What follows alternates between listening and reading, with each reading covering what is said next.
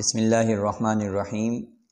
ربیع الاول کا مہینہ چل رہا ہے اور اس مہینے کو نبی پاک صلی اللہ علیہ وسلم کی حیات طیبہ سے بہت گہرا تعلق ہے۔ 4 ایسے واقعات نبی پاک صلی اللہ علیہ وسلم کی حیات طیبہ کے ایسے ہیں جو اس مہینے میں پیش آئے، اور وہ چاروں واقعات اتنے اہم ہیں کہ اگر ان کو جمع کیا جائے تو میرے آقا کی زندگی، سیرت کا، حیات کا خلاصہ اور لب لباب بنتے ہیں۔ سب سے پہلا کہ نبی پاک صلی اللہ علیہ وسلم اس مہینے میں پیدا ہوئے، آپ کی ولادت ہوئی، آپ دنیا میں تشریف لائے۔ دوسرا واقعہ یہ کہ نبی پاک صلی اللہ علیہ وسلم کو اسی مہینے میں نبوت اور رسالت سے نوازا گیا، آپ محمد بن عبداللہ سے محمد الرسول اللہ صلی اللہ علیہ وسلم بنے۔ تیسرا واقعہ یہ کہ نبی پاک صلی اللہ علیہ وسلم نے مکہ سے مدینہ ہجرت اسی مہینے میں فرمائی، اور چوتھا یہ کہ آپ صلی اللہ علیہ وسلم کا انتقال، آپ کا دنیا سے رخصت ہونا بھی اسی مہینے میں پیش آیا۔ یہ چاروں واقعات نبی پاک صلی اللہ علیہ وسلم کی سیرت اور زندگی کا خلاصہ اور لب لباب ہیں، لیکن انہی واقعات اور مناسبات کی وجہ سے باقی مہینوں کی بنسبت اس مہینے میں نبی پاک صلی اللہ علیہ وسلم کا ذکر، آپ صلی اللہ علیہ وسلم کا تذکرہ، آپ علیہ الصلاۃ والسلام کے نام پر محفلوں کا، مجالس کا، سیمینارز کا انعقاد بنسبت دوسرے مہینوں کے زیادہ ہوتا ہے۔ لیکن ہمارے کچھ بھائی ایسے ہیں جو صرف ایک واقعے کو، نبی پاک صلی اللہ علیہ وسلم کی ولادت والے واقعے کو لے کر اس قدر مبالغہ اور اس قدر غلو کرتے ہیں کہ جلوس نکال کر، جھنڈیاں لگا کر، چراغاں کر کے، لائٹنگ کر کے، گلیوں بازاروں کو، گھروں مکانوں کو سجا کر کے اور جلوس میں شرکت کر کے شاید یہ سمجھنے لگ گئے ہیں کہ نبی پاک صلی اللہ علیہ وسلم کی ولادت کا، آپ کے میلاد کا، آپ کی تشریف آوری کا مقصد یہی تھا جو ہم نے جھنڈیاں لگا کر، ہم نے جلوس نکال کر اور ہم نے چراغاں کر کے، ہم نے دیگیں پکا کر کے پورا کر دیا۔ حالانکہ ایسا نہیں ہے۔ نبی پاک صلی اللہ علیہ وسلم کا مقصد میلاد وہ یہ نہیں تھا جو آج سمجھا جا رہا ہے۔ مقصد میلاد وہ تھا جس کے لیے نبی پاک صلی اللہ علیہ وسلم کو اپنوں کی تکلیفیں برداشت کرنی پڑی، اپنوں کی دشمنیاں برداشت کرنی پڑی، آپ کو طائف میں جانا پڑا، آپ نے طائف میں پتھر کھائے، آپ نے جس مقصد کے لیے مکہ سے مدینہ کی طرف ہجرت فرمائی اور آپ کے صحابہ اور ساتھیوں کو مقصد کے لیے ستایا گیا، وہ مقصد کچھ اور تھا۔ وہ یہ تھا، قولوا لا الہ الا اللہ تفلحون، کہ اے لوگو تم اپنے آپ کو، اپنی زندگی کو، اپنے معاملات کو، اپنی معاشرت کو، اپنی ہر زندگی کے ہر طریقے اور ہر اسلوب کو نبی پاک صلی اللہ علیہ وسلم اور اللہ کے احکامات کے مطابق کر لو، تم کامیاب ہو جاؤ گے۔ لیکن اس مقصد کو پورا کرنے کے بجائے کسی اور چیز کو مقصد بنا کر ہم کسی اور طرف چل پڑے ہیں، اور عام طور پہ نبی پاک صلی اللہ علیہ وسلم کے نام پر جو اس ربیع الاول کی مہینے میں مناسبت سے جو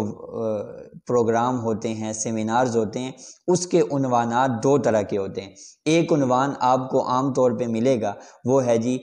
میلاد النبی صلی اللہ علیہ وسلم کانفرنس، اور دوسرا عنوان ہوگا سیرت النبی صلی اللہ علیہ وسلم کانفرنس۔ اب میلاد کے اوپر اتنا مبالغہ کیا جاتا ہے کہ شاید میلاد ہی سب کچھ ہے، اور سیرت النبی صلی اللہ علیہ وسلم کے اوپر پروگرامات کیے جاتے ہیں۔ اب یہ واضح طور پہ فرق ہو گیا ہے کہ یہ میلاد والے ہیں، یہ سیرت والے ہیں۔ لیکن اب ہمیں دیکھنا یہ ہے کہ اس وقت ضرورت کس چیز کی ہے، بات کس پر زیادہ ہونی چاہیے، کیونکہ جس چیز کی ضرورت زیادہ ہوتی ہے اس پر گفتگو بھی زیادہ ہونی چاہیے۔ میلاد کا معنی ہے نبی پاک صلی اللہ علیہ وسلم کی ولادت، آپ کا دنیا میں تشریف لانا۔ میلاد آپ کا ذکر خیر، آپ کی ولادت کے واقعات، آپ کی ولادت کے وقت کے اندر پیش آنے والے نبی پاک صلی اللہ علیہ وسلم کے ارحاسات، ان کو بیان کرنا بھی باعث خیر، باعث رحمت، باعث فضیلت اور باعث ثواب ہے، اس میں کوئی شک نہیں۔ حضور کی ولادت کا تذکرہ بھی ہونا چاہیے، لیکن دیکھنا یہ ہے کہ زیادہ ضرورت کس چیز کی ہے، کس چیز کو زیادہ بیان ہونا چاہیے۔ تو آپ روئے زمین پر آپ نظر دوڑائیں، آپ کو کوئی بھی شخص، کوئی بھی انسان، کسی بھی دھرم کا، کسی بھی مذہب کا ماننے والا ایسا نہیں ملے گا جو نبی پاک صلی اللہ علیہ وسلم کے میلاد کا منکر ہو، آپ کے میلاد کو مانتا نہ ہو، آپ کی ولادت کو مانتا نہ ہو، یہ نہ مانتا ہو کہ حضور صلی اللہ علیہ وسلم دنیا میں تشریف لائے، محمد بن عبداللہ کے بیٹے حضرت آمنہ کے لخت جگر دنیا میں تشریف لائے، آپ کو اس کا کوئی بھی منکر نہیں ملے گا۔ تو جب کوئی منکر نہیں ہے پھر اس پر اتنا مبالغہ کیوں؟ جب کوئی انکاری نہیں ہے تو پھر کس چیز سے اور کس کو اتنا زور دے کر کس سے منوایا جا رہا ہے؟ حضور پیدا ہوئے، حضور کا میلاد ہوا، سب مانتے ہیں۔ کوئی مسلمان تو دور کی بات ہے، کوئی کافر بھی نہیں مانتا کہ حضور علیہ الصلوۃ والسلام دنیا میں پیدا نہیں ہوئے، سب مانتے ہیں، سب اس بات کو تسلیم کرتے ہیں، حضور پیدا ہوئے، حضور کا میلاد ہوا، حضور دنیا میں تشریف لائے۔ لیکن دوسری طرف حضور علیہ الصلوۃ والسلام کی سیرت، حضور علیہ الصلوۃ والسلام کی جو زندگی کے واقعات، حضور کی رسالت والی زندگی ہے، اس کو بہت سے لوگ نہیں مانتے، اس کے انکاری ہیں، اس کے منکر ہیں، اور اس کی زیادہ ضرورت ہے اس اعتبار سے کہ اس کے منکر دنیا میں موجود ہیں۔ تو اس لیے سیرت النبی صلی اللہ علیہ وسلم کے پروگرامات، سیرت النبی صلی اللہ علیہ وسلم پہ گفتگو زیادہ ہونی چاہیے، اس پر کانفرنسیں ہونی چاہیے، حضور علیہ الصلوۃ والسلام کی زندگی بتانی چاہیے، اور سیرت میں حضور کا میلاد بھی شامل ہوتا ہے اور حضور کی بقیہ زندگی بھی شروع ہوتی ہے۔ سیرت میں کیا بیان ہوتا ہے؟ حضور کی ولادت کیسے ہوئی، حضور پیدا کیسے ہوئے، حضور پیدا کہاں ہوئے، کس کے گھر میں ہوئے، حضور علیہ الصلوۃ والسلام کی ولادت کے وقت کیا کیا واقعات پیش آئے، پھر حضور کا بچپن کیسا تھا، حضور کا لڑکپن کیسا تھا، حضور کی جوانی کیسی تھی، حضور کی نبوت سے پہلے کی زندگی کیسی تھی، حضور کی نبوت والی زندگی کیسی تھی، حضور مکہ میں کیسے رہے، حضور مدینہ میں کیسے رہے، حضور کو نبوت ملی تو کیا کیا واقعات پیش آئے، آپ گھر لوٹے، حضرت خدیجہ نے کن الفاظ میں آپ کو تسلی دی، آپ صلی اللہ علیہ وسلم نے اپنی دعوت کا آغاز کیسے فرمایا، دار ارقم کو مدرسہ کیسے بنایا گیا، پھر آپ نے اعلانیہ دعوت کیسے شروع کی اور کیسے تبلیغ کی، فران کی چوٹی پہ کھڑے ہو کر کن الفاظ میں قریش والوں کو دعوت دی، پھر قریش والوں کی تکالیف، پریشانیوں کا سامنا اور ہر قسم کی اذیتیں، پھر یہاں تک کہ بائیکاٹ، سوشل بائیکاٹ، اور آپ صلی اللہ علیہ وسلم کو 3 سال تک شاہ ابی طالب میں رہنا اور قید و بند کی صعوبتیں برداشت کرنا، طائف کا سفر کرنا، پھر وہاں سے واپسی، معراج کا سفر، مسجد حرام سے مسجد اقصی، وہاں پر انبیاء کی امامت، اور پھر وہاں سے جو آسمانوں کا سفر، آسمانوں سے عرش معلیٰ، اور پھر وہاں اللہ تعالیٰ سے ملاقات، اللہ تعالیٰ کا سلام، نماز کا تحفہ، وہاں سے واپسی، پھر حضور علیہ الصلوۃ والسلام کا مکہ سے مدینہ کی طرف ہجرت، پھر قباء میں قیام کے بعد پھر وہاں سے مدینہ جانا، مدینہ والوں کا استقبال، مدینہ میں مسجد نبوی کی تعمیر، حضرت ابو ایوب انصاری کا میزبان بننا، آپ کا ان کے گھر میں قیام، پھر وہاں کے واقعات، بدر، احد اور دیگر نبی پاک صلی اللہ علیہ وسلم نے جن غزوات میں شرکت فرمائی، جنگیں کی، ان کا ذکر، حضور کی ایک ایک زندگی اور حیات کے ایک ایک پہلو پر روشنی ڈالنا، یہ حضور کی سیرت ہے جس کو بتانے کی ضرورت ہے، جس کو عام کرنے کی ضرورت ہے، اور جس کو آئیڈیل بنا کر کے خود اس کے مطابق اپنی زندگی ڈالنے کی ضرورت ہے۔ اس لیے میلاد پر بھی گفتگو ہونی چاہیے، لیکن میلاد سے زیادہ حضور کی سیرت، حضور کی سیرت کے واقعات، حضور کی زندگی کے ایک ایک دن اور ایک ایک رات کے اعمال، حضور چلتے کیسے تھے، پھرتے کیسے تھے، کھاتے کیسے تھے، پیتے کیسے تھے، ہنستے کیسے تھے، گھر والوں کے ساتھ تعلقات کیسے تھے، باہر والوں کے ساتھ، ان کے اوپر گفتگو کی اشد ضرورت ہے، اس پر گفتگو ہونی چاہیے۔ پھر میلاد کے اوپر جو بات ہوتی ہے، مروجہ میلاد میں، اس کی شرعی حیثیت کے حوالے سے الحمدللہ سبھی جانتے ہیں کہ اس کی شرعی حیثیت کیا ہے، لیکن میں 2 باتیں میلاد کے اور مروجہ میلاد کے حوالے سے عرض کرنا چاہتا ہوں۔ پہلی بات یہ ہے کہ کچھ دین اس چیز کا نام ہے کہ جو اللہ تعالیٰ نے قرآن کریم کے ذریعے ہم تک پہنچایا، نبی پاک صلی اللہ علیہ وسلم کے واسطے سے ہم کو ملا، قرآن پاک میں جو موجود ہے، یا نبی پاک صلی اللہ علیہ وسلم کی حیات طیبہ اور آپ کی سیرت طیبہ، آپ کی احادیث مبارکہ، آپ کے فرامین مبارک میں جو چیز موجود ہے، یا آپ کے صحابہ کے سے جو چیز ثابت ہے، یا پھر قرآن و حدیث سے جو مسائل نکالے گئے ہیں، ان کی روشنی میں قرآن و حدیث کی گہرائی میں جا کر کے یہ دین کا خلاصہ اور یہ دین اس چیز کا نام ہے۔ اس کے علاوہ دین اور کوئی چیز نہیں ہے۔ جو چیز اور یہ جو مروجہ میلاد کا سلسلہ ہے، آپ اس پہ نظر دوڑائیں۔ نبی پاک صلی اللہ علیہ وسلم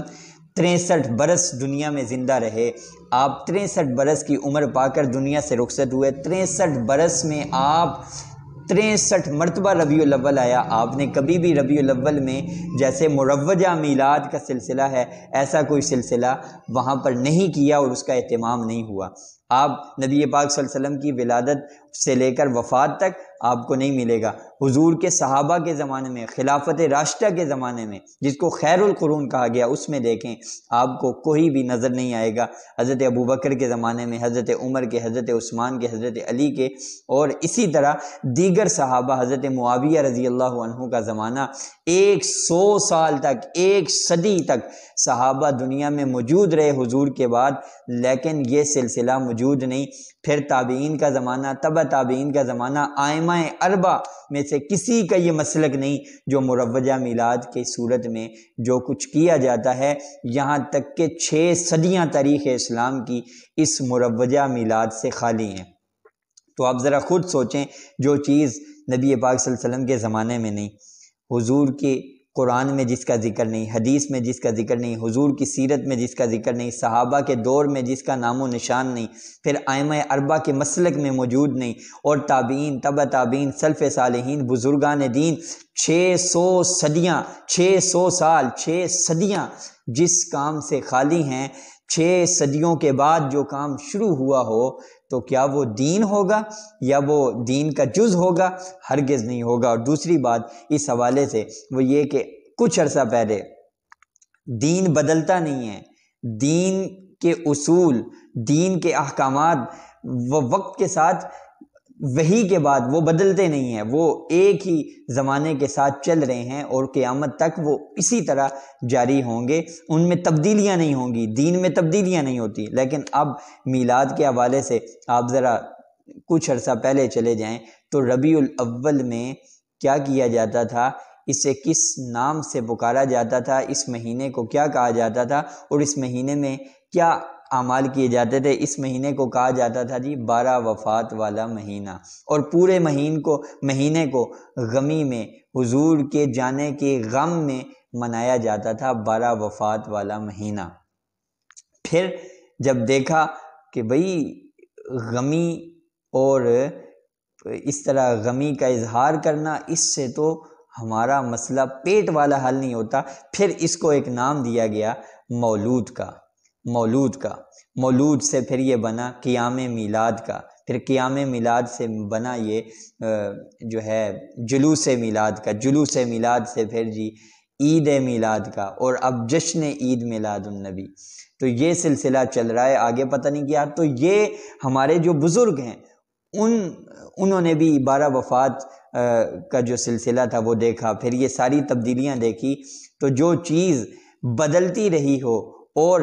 وقت کے ساتھ ساتھ تبدیل ہوتی رہی ہو، یہ یقین کر لینا چاہیے کہ وہ دین نہیں ہے۔ دین کے اصول قطعی ہیں، دین کے احکامات قطعی ہیں، اور دین کے احکامات وقت کے ساتھ ساتھ اور خواہشات کے مطابق تبدیل نہیں ہوتے، اس لیے یہ دین نہیں ہے اور دین کا جز بھی نہیں ہے۔ اگر دین ہوتا تو قرآن حدیث میں، نبی پاک کی سیرت میں اس کا ثبوت موجود ہوتا، حالانکہ کہیں بھی موجود نہیں ہے۔ دوسری بات، عقلی دلیل میلاد کے اوپر بہت سارے لوگ دلائل دیتے ہیں، یہ ہوا وہ ہوا۔ عقلی طور پہ نبی پاک صلی اللہ علیہ وسلم ربیع الاول کے مہینے میں پیدا ہوئے، کسی کا کوئی اختلاف نہیں، سب مانتے ہیں ربیع الاول میں پیدا ہوئے۔ نبی پاک صلی اللہ علیہ وسلم پیر کے دن پیدا ہوئے، سبھی مانتے ہیں۔ لیکن ربیع الاول کی کیا تاریخ تھی، کس تاریخ کو حضور دنیا میں تشریف لائے، اس پر اختلاف ہے، شدید اختلاف ہے علماء کا۔ 2 ربیع الاول، 8 ربیع الاول، 9 ربیع الاول، 12 ربیع الاول، 17 ربیع الاول، بے شمار دلائل ہر ایک نے قائم کیے ہیں کہ 8 ربیع الاول کو پیدا ہوئے، اس پر دلیل 9 کو، 12 کو، 17 کو، 2 کو دلائل موجود ہیں۔ لیکن ان سارے دلائل کو جو 12 ربیع الاول کو میلاد کے نام کے اوپر سارا کچھ کرتے ہیں اور حضور اس دن پیدا ہوئے، ان کے لیے عرض یہ ہے کہ یہ جو اختلاف ہے 2، 8، 9، 12، 17، یہ جو اختلاف ہے حضور کی ولادت کے دن میں، یہ اختلاف اس بات کی دلیل ہے کہ حضور علیہ السلام کا میلاد نہیں منایا جاتا تھا۔ امت کا اور خیر القرون میں اس کا کوئی ثبوت موجود نہیں ہے کہ عید میلاد النبی یا میلاد کا مروجہ جو طریقہ ہے یہ اس وقت بھی رائج ہوا ہو۔ اگر ایسا ہوتا، حضور کی ولادت والے دن میلاد کا سلسلہ ہوتا تو آج تک یہ سلسلہ جاری رہتا، اور اس سلسلے کے جاری رہنے کی وجہ سے تاریخ ولادت میں اختلاف نہ ہوتا، کیونکہ جو چیز رائج ہوتی تو پھر اختلاف کیسے ہوتا؟ تو رواج نہیں تھا میلاد کا، اسی وجہ سے اختلاف پیدا ہو گیا کہ حضور کس دن پیدا ہوئے، حضور کی ولادت کس دن ہوئی۔ اور نبی پاک صلی اللہ علیہ وسلم کی ولادت کے دن کو بھی اللہ نے پوشیدہ رکھ کر اصل میں خرافات سے، رسومات سے، بدعات سے اللہ نے اپنے نبی پاک صلی اللہ علیہ وسلم کی ولادت کے دن کو بھی محفوظ رکھ لیا ہے۔ اس لیے ہمیں ضرورت اس بات کی ہے کہ ہم حقائق کو سمجھیں، حقائق کو سامنے رکھیں اور دین متین کے اصولوں کو سمجھ کر ان کے مطابق اپنی زندگی کو ڈالنے کی کوشش کریں۔ حضور علیہ السلام سے محبت ہر مسلمان کا ایمان کا جز ہے،